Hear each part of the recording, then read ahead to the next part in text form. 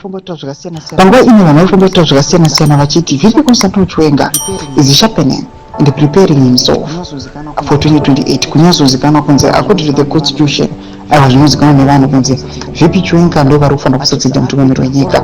Matrips ari kuita all over the world, vanhu vatozviona kuti aiwa mukuru vari kuzviprepare aiwa for kutonga kana kutungamirira kwaachazoita after mutungamiri wenyika azorora after his 2 terms. Anopinda mashoko anobuda chitobva panguva ine vanhu vachikodhema vachiti ava vakomana ava these guys they are just in the same. Not subscribe or like what on the bed of TikTok right to change it. Don't post this picture. I'm gonna VP for some Chiwenga Mutrabera Chiti.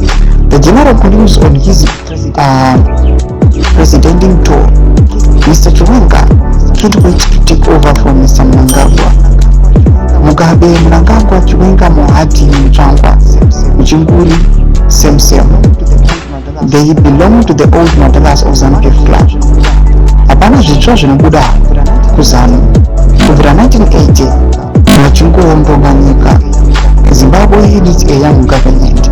Ndo solution yekuya ichiiswa nemunhu panguva ino achiti aiwa yes these guys vangamirira zvavo kuti yes it is tikutevera pautongi and the rights, but vanhu vari kuchikundema swambo kunotoka nekinzeredo vachiti these guys kubva kunana Mugabe kusvinosvika kunana Mahatma Chiwenga vari kunzi vanhu havangofanana nokuti vangori old Madalas at the ruling party and 45 years down the line. These guys they were in power, but hapana chinhu chine musoro kana chakati tsvikiti chavaka-implementa kana chavakaisa in place.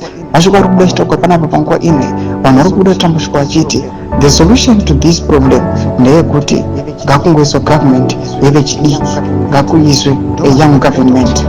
Ndo masvika vari kubuda chitoko panguva ine aiwa atiri kuona kuti vanhu vanenge vari masympathizers kana masupporters aPresident Chiwenga imessage yavo yavanyorerwa iyi vachinzi you guys you must learn from my past experiences amakasangana nawo. Mboniza mafunguro enyu kuti kudii pamusoro pechitiko ichi. Nakome section yekuti subscribe.